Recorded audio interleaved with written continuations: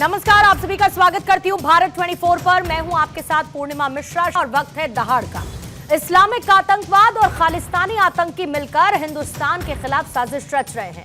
भारत के भीतर भी और बाहर भी रोज साजिशों का जाल बुना जाता है। हमले नुकसान के लिए किए जा रहे हैं।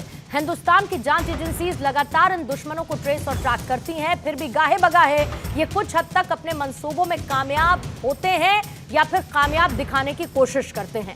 पिछले कुछ सालों से खालिस्तानियों ने फिर से फान उठाना शुरू कर दिया। अमेरिका और कनाडा जैसे देश खालिस्तानियों के लिए आरामगाह बन चुके हैं। इधर पाकिस्तान आतंकियों के अब्बाओं की जान है ही। पिछले कुछ सालों से हमारे देश के सामने चुनौतियां दोगुनी हैं। आतंकियों से लोहा लेता हिंदुस्तान खालिस्तानियों से भी दो हाथ कर रहा है। और चौंकाने वाली बात यह है कि कल दिल्ली में जो धमाका हुआ उसे लेकर पाकिस्तान के एक टेलीग्राम चैनल पर खूब चर्चा हो रही है। खालिस्तान के समर्थन में नारे लगाकर दिल्ली बम धमाके की सीसीटीवी तस्वीर शेयर की जा रही है। मतलब ये साफ है कि इन धमाकों के पीछे खालिस्तानियों का ही हाथ है। हालांकि पुलिस अभी कुछ भी पुख्ता तौर पर नहीं बता रही, लेकिन खालिस्तानी एंगल से जांच जारी है। इधर खालिस्तानी आतंकी पन्नू ने अमेरिका से एक वीडियो जारी कर गीदड़ भभकी दी है। उसने कहा कि 1 नवंबर से 19 नवंबर के बीच एयर इंडिया के विमानों में धमाके किए जाएंगे, क्योंकि 84 के सिख दंगों की ये 40वीं बरसी है और इसकी गूंज सुनाई देगी जब एयर इंडिया के विमान धमाकों के साथ उड़ा दिए जाएंगे। पन्नू ने यात्रियों से 1 से 19 नवंबर के बीच एयर इंडिया के विमानों में सफर न करने की धमकी दी।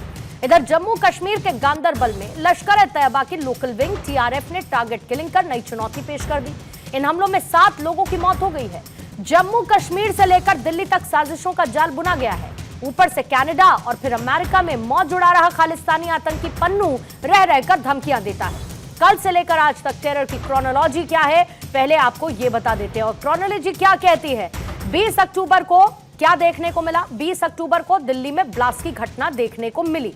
फिर उसके बाद 20 अक्टूबर को ही जो गांदरबल में हमला हुआ उसकी जिम्मेदारी एलईटी ने ली, यानी कि द रेजिस्टेंस फोर्स, जो कि एलईटी का ही हिस्सा है। और फिर 21 अक्टूबर जब विमान को उड़ाने की धमकी पन्नू की तरफ से दी गई। इन तीनों खबरों का मैंने जिक्र किया है और ये टेरर की एक क्रोनोलॉजी के तौर पर समझा जा सकता है। पिछले कई दिन से विमानों को बम से उड़ाने की धमकियां लगातार मिल रही हैं, जिसे लेकर सरकार ने काफी सख्त कदम उठाए हैं। इधर पन्नू ने जो नई गीदड़ भभकी दी है उसे भी गंभीरता से लिया जा रहा है। केंद्रीय नागरिक उड्डयन मंत्री राममोहन नायडू ने क्या कहा इसको लेकर, पहले आपको वो सुनवा देते हैं। So while we are trying to efficiently tackle this situation through the threats we are receiving, we are also not compromising on the safety and security. This also I want to make it a very priority point, because you might feel that there are these threats happening, but we can't, even though there are hoax threats, we can't take the situation non-seriously.